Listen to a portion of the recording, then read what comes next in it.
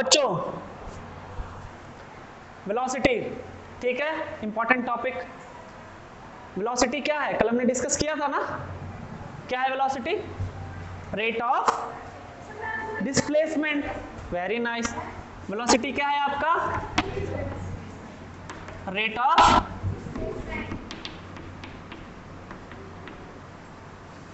Displacement. और अगर इसको और भी ज्यादा सिंपल शब्दों में बताएं तो क्या बताएंगे? Speed plus direction. Speed plus direction, ठीक है।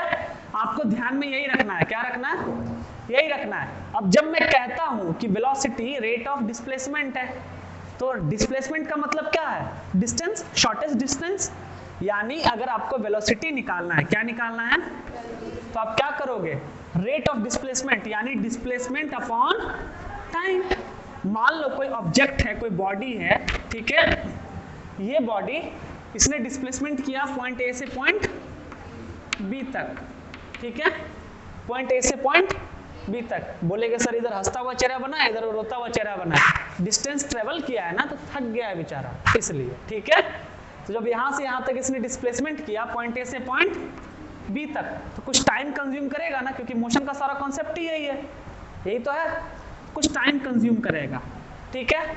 और ये इसका क्या है? डिस्प्लेसमेंट है, डिस्टेंस नहीं है, क्योंकि ये शॉर्टेस्ट डिस्टेंस था, ठीक है। तो डिस्प्लेसमेंट किया इसने, तो कुछ टाइम कंज्यूम किया ना, यही इसका रेट ऑफ डिस्प्लेसमेंट है। जो डिस्प्लेसमेंट हुआ वो कितना फास्ट या कितना स्लो हुआ। रेफरेंस के लिए आप ये समझो कि ये एक बॉडी है, ये बॉडी नंबर 1 है, क्या है? इसने 2 किलोमीटर का डिस्प्लेसमेंट तय किया 4 मिनट में। कितने मिनट में? और एक दूसरा बॉडी है, बॉडी नंबर 2, इसने सेम डिस्टेंस यानी 2 किलोमीटर का ही डिस्प्लेसमेंट तय किया 5 मिनट में। तो आप क्या कहोगे कि सर इसका जो रेट ऑफ डिस्प्लेसमेंट है ना, ये थोड़ा स्लो है ना, क्यों? क्योंकि टाइम कंज्यूम ज्यादा कर रहा है। लेकिन इसमें आप क्या कहोगे कि सर इसका रेट ऑफ डिस्प्लेसमेंट थोड़ा अच्छा है, फास्ट है, क्यों? क्योंकि ये टाइम कम कंज्यूम कर रहा है, ठीक है। तो इसी चीज से आपका ये फॉर्मूला निकल के आया है, velocity equal to displacement upon time, ठीक है। अब जिस तरीके से हम एवरेज स्पीड निकालते हैं, एवरेज स्पीड निकाल देते ना, अभी जस्ट पिछले क्लास में एवरेज स्पीड निकाला हमने, उसी तरीके से हम एवरेज वेलोसिटी निकाल सकते हैं। एवरेज वेलोसिटी यानी क्या? कि आपका टोटल डिस्प्लेसमेंट क्या था अपॉन आपने टोटल टाइम कितना कंज्यूम किया। सेम वही चीज, स्पीड के जगह पे ही आप वेलोसिटी को रखो और जो डिस्टेंस था उसको डिस्प्लेसमेंट से रिप्लेस कर दो, बाद बाकी सारी चीजें क्या है? सेम है। तो आपका क्या हो जाएगा? एवरेज वेलोसिटी क्या हो जाएगा आपका? टोटल डिस्प्लेसमेंट अपॉन टोटल, ये डिस्प्लेसमेंट है बेटा, एस इज फॉर डिस्प्लेसमेंट, ठीक है। Total displacement upon total time, यानी जो भी आपका जर्नी का डिस्प्लेसमेंट था वो कितना था, अपॉन में डिवाइडेड बाय आपने उस जर्नी को, उस डिस्प्लेसमेंट को कंप्लीट करने के लिए कितना टाइम कंज्यूम किया, वही आपका क्या है? एवरेज वेलोसिटी है। क्यों ऐसा करते हैं? ऐसा इसलिए करते हैं क्योंकि किसी भी एक पर्टिकुलर जर्नी में जो आपका वेलोसिटी वो फिक्स यूनिफॉर्म नहीं हो सकता है, यूनिफॉर्म कभी नहीं हो सकता है। मान लो मैं बाइक स्टार्ट करूंगा तो मेरा इनिशियल वेलोसिटी क्या होगा? 0। फिर मैं बाइक को भगा के ले जाऊंगा कितने पे? 40 पे या 20 पे। हाईवे पे चला जाऊंगा तो बाइक को भगाऊंगा 80 पे। तो मेरी जो वेलोसिटी है वो क्या हो रही है? बार बार चेंज हो रही है ना, मेरी वेलोसिटी चेंज है ना, फिक्स नहीं है ना। तो जब मैं जर्नी कंप्लीट कर लूंगा अपनी, मान लो 12-20 किलोमीटर की जर्नी मैंने कंप्लीट कर ली, मेरी जर्नी जो है वो 20 किलोमीटर की थी, मैंने वो कंप्लीट कर ली, तो मेरा वेलोसिटी तो बार बार बदलता रहा ना। तो मैं कैसे कह दूंगा कि मेरा वेलोसिटी इतना था? नहीं कह सकता। फिर मैं उस केस में क्या करूंगा? तो टोटल जो जर्नी है मेरा, यानी टोटल डिस्प्लेसमेंट जो है मेरा, उसको डिवाइड कर दूंगा किससे? टोटल टाइम मैंने कितना कंज्यूम किया। क्योंकि अगर मैं अपना जर्नी और टाइम को देख लूं, उसको ले आऊं मैं, तो मैं अपने स्पीड का, अपने वेलोसिटी का पता कर सकता हूं। तो इस तरीके से आप एवरेज वेलोसिटी निकाल सकते हैं, ठीक। दूसरा फॉर्मूला है एवरेज वेलोसिटी का ही, वो क्या है आपका?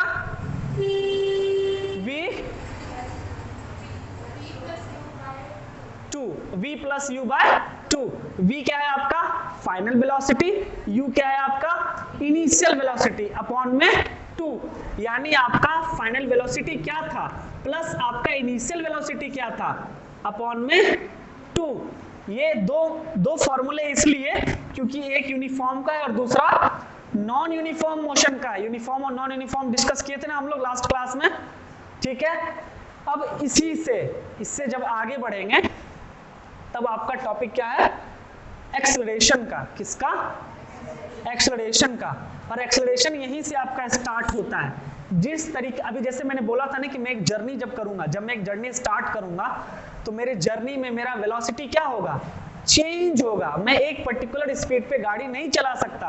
मैं बंदूक से निकला हुआ गोली नहीं हूं ना कि मेरा वेलोसिटी सेम होगा। और अगर बंदूक से गोली निकल भी रही है तो भी उसका इनिशियल वेलोसिटी तो 0 होता है, उसका भी तो वेलोसिटी चेंज होता है ना।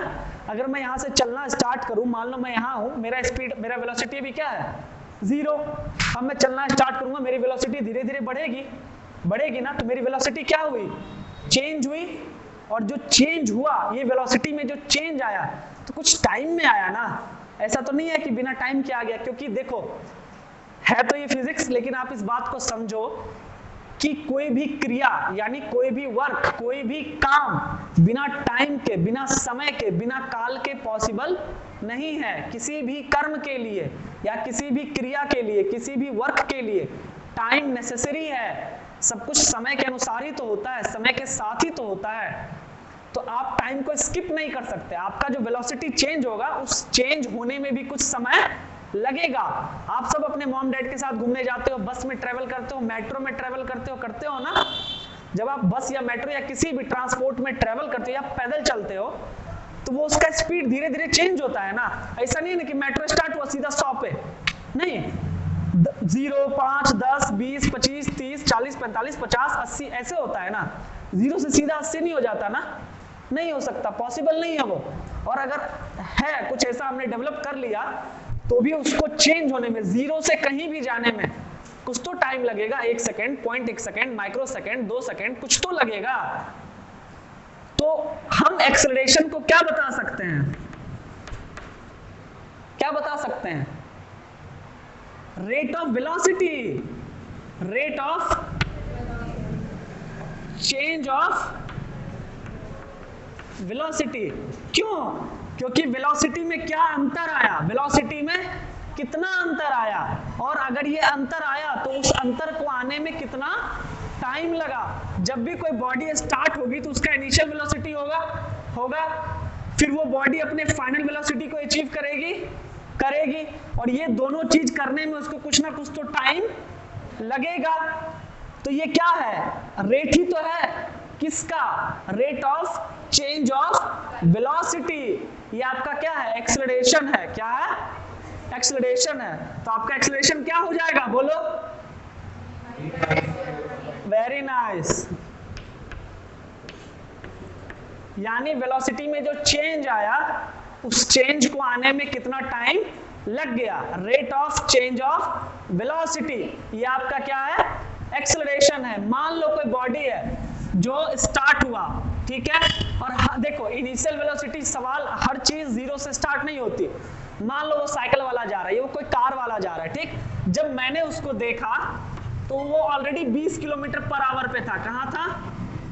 20 किलोमीटर पर आवर पे था। लेकिन उसने फिर गियर चेंज किया और उसने कर दिया 30 किलोमीटर पर आवर, ठीक है। और ये करने में उसको मात्र लगा कितना?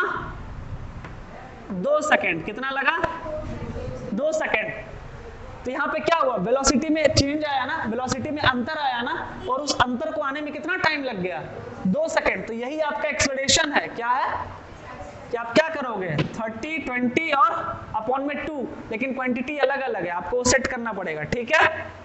आया समझ में? इस तरीके से आपके बहुत सारे न्यूमेरिकल होंगे जिसमें एक्सेलरेशन के बारे में आपसे पूछा जाएगा, और आपको वही करना है कि वेलोसिटी देखना है, क्या वेलोसिटी में कितना का अंतर आया है और कितना टाइम लगा उस अंतर को आने में, है कि नहीं। Difference in velocities, difference in given velocities divided by time, that is your acceleration. समझ में आया? क्लियर है? क्लियर है। अब एक्सेलरेशन का एक उल्टा चीज समझो तुम, नॉट उल्टा। अब मान लो इसी केस में, सेम केस में, मैंने एक बंदे को देखा, वो 20 किलोमीटर पर आवर से बाइक चला रहा था। अचानक उसके सामने कोई बच्चा आ गया। क्या आ गया? उसने ब्रेक अप्लाई किया। क्या किया? ब्रेक अप्लाई करके वो 0 किलोमीटर पर आवर आ गया 4 सेकंड में। कितने सेकंड में? 4 सेकंड में। तो वेलोसिटी तो यहां भी चेंज हुई, लेकिन जब मैंने उसको देखा, यानी ये क्या था, इसका इनिशियल वेलोसिटी था, है ना, उसका फाइनल वेलोसिटी क्या हो गया? ये। और टाइम कितना लगा? इतना, है कि नहीं? तो एक्सेलरेशन तो यहां भी हुआ, क्योंकि सर ने आपको अभी क्या बताया है कि वेलोसिटी का जो डिफरेंस है, यानी वेलोसिटी में जो अंतर आ रहा है, जो डिफरेंसेस आ रहा है, वो कितना टाइम में आ रहा है, वही तो एक्सेलरेशन है। लेकिन इस केस में क्या हो रहा है कि वेलोसिटी में अंतर तो आ रहा है, लेकिन नेगेटिव अंतर आ रहा है ना, नेगेटिव अंतर आ रहा है। तो एक्सेलरेशन भी क्या हो जाएगा? नेगेटिव। यानी आपका जो नेगेटिव एक्सेलरेशन होगा वो आपका क्या है? रिटार्डेशन या डीएक्सेलरेशन कह सकते। क्लियर है? या उसको आप नेगेटिव एक्सेलरेशन भी बोल सकते हो। आया बात समझ में? ऐसे क्वेश्चन भी बहुत आते हैं कि एक बस चल रही है, बस की स्पीड 60 किलोमीटर पर आवर है, आगे रेड लाइट है, बस के ड्राइवर ने ब्रेक अप्लाई किया, ब्रेक अप्लाई करने के 4 सेकंड बाद बस आ गई 0 पे। तो बताइए एक्सेलरेशन कितना हुआ बस का? कैलकुलेट कर सकते हो ना। बस की स्पीड क्या थी? इनिशियल u 60 v 0, यानी स्पीड क्या, डिफरेंस क्या, -60 का अपॉन टाइम, कितना सेकंड लगा? तो 4 सेकंड। तो उसकी एक्सेलरेशन क्या आप आराम से निकाल लोगे। एक्सेलरेशन क्या है? आराम से निकाल लोगे ना। Very nice. जो एक्सेलरेशन का ये है, इसको समझ के रखना और ध्यान में रखना, ये बहुत इंपॉर्टेंट है। आपके जो इक्वेशन ऑफ मोशन बनेंगे ना, तीनों इक्वेशन ऑफ मोशन यहीं से बनेंगे, इसलिए इसको खासा ध्यान में रखना, जो एक्सेलरेशन का फॉर्मूला है। ठीक है? और सबका ऐसा यूनिट भी लिखना बहुत इंपॉर्टेंट है। एक का मैं बता देता हूं, आप उस हिसाब से सबका निकाल सकते हो। ठीक है? समझाओ उसको, बंद करें अपना टन टन। जैसे देखो, मैंने कल शीशा लग ही जाएगा, फिर होता रहे जो करना।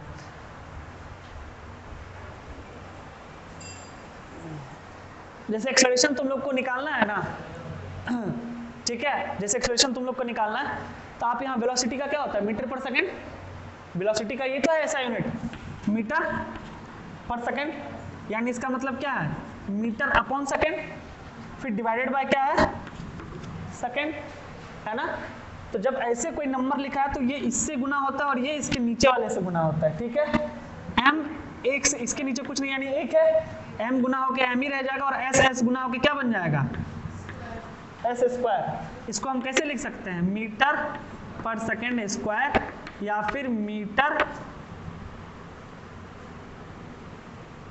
ms -2। इंटीजर में पढ़े हैं ना हम लोग, है कि नहीं?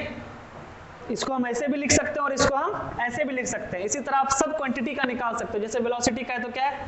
Displacement upon time. डिस्प्लेसमेंट का क्या है? मीटर। टाइम का क्या है? सेकंड। तो मीटर पर सेकंड या kilometre per hour. Unit same होना चाहिए। आप अगर मीटर ले रहे हो तो सेकंड ले लो, मिनट ले लो, अगर आप किलोमीटर ले रहे हो तो आवर लेना पड़ेगा। ठीक है? आप इस तरीके से यूनिट भी निकाल सकते हैं। ठीक है? एक्सेलरेशन तक क्लियर है? डी एक्सेलरेशन क्लियर है? कोई इशू यहां तक में?